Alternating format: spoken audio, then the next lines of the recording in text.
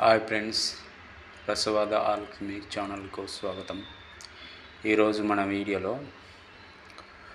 ఒకటి ఫార్ములా, భౌతిక శాస్త్రంలో ఫార్ములా ఫిజిక్స్లో ఫార్ములాని ఒకటి గురుత్వాకర్షణ సిద్ధాంతాన్ని కనిపెట్టాను. దాని గురించి తెలుసుకుందాం. కరెంటు తీగలపై ఒక వ్యక్తి నడిచినప్పుడు అతనికి షాక్ కొడుతుంది. అదేవిధంగా ఆ షాకు గురుత్వాకర్షణ బలం మాస్ గురుత్వాకర్షణ శక్తి బలం 0 అయినప్పుడు ఆ వ్యక్తికి సమానంగా గురుత్వాకర్షణ బలం లేకుండా రాసినప్పుడు అతనికి కరెంట్ షాక్ తగలదు. ఇది ఎలా సాధ్యమవుతుందంటే G గురుత్వాకర్షణ m అయినప్పుడు కరెంట్ షాక్ తగలదు. G 0 గురుత్వాకర్షణ బలం 0 అయినప్పుడు అతనికి కరెంట్ షాక్ తగలదు. ఈ విధంగా దీనికి ఒక ఉదాహరణ చెప్తాను.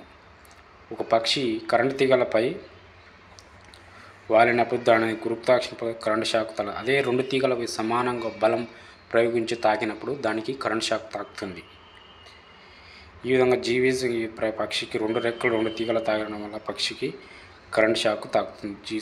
మాస్ బలం అనేది గురుత్వాకర్షణ బలం సిద్ధించుకోవడం వల్ల G 0 అయినప్పుడు ఉన్నప్పుడు పక్షికి అనేది తాకదు. ఈ విధంగా G m అయినప్పుడు ఆ నెగిటివ్ పాజిటివ్ తీగల తాకినప్పుడు ఆ గురుత్వాకర్షణ బలం వల్ల కరెంట్ షాక్ అనేది దానికి తాకుతుంది. ఈ విధంగా ఆకాశంలో దీనికి ఇంకొక ఉదాహరణ చెప్తున్నారు. ఆకాశంలో మనకు వర్షం వచ్చినప్పుడు మెరుపు వేగంలో మెరుపు అనేది భూమి మీదకి వస్తుంది. ఆకాశంలో భూమాకర్షణ బలం G 9 మీటర్/సెకండ్తో భూమి మీదకి తీగలు వాళ్తూ పిడుగు అనేది వచ్చి భూమిలో పడి భూమిలోకి వెళ్ళిపోతుంది. ఈ విధంగా G m వల్ల గురుత్వాకర్షణ బలం వల్ల అది కిందికి ద్రవ్యరాశి గుంజుకోవడం వల్ల కిందికి వచ్చి గుంజిపోతుంది. అదే G 0 ద్రవ్యరాశి 0 గురుత్వాకర్షణ బలం మెరుపు అనేది అక్కడే ఉండిపోతుంది.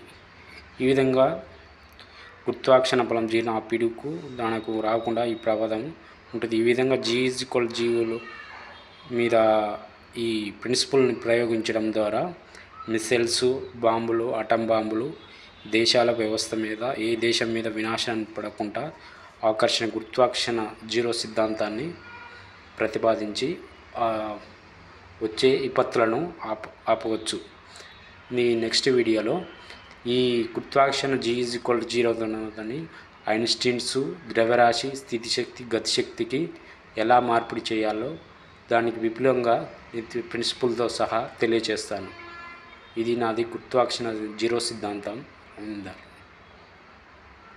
ఉంటానండి. బాయ్.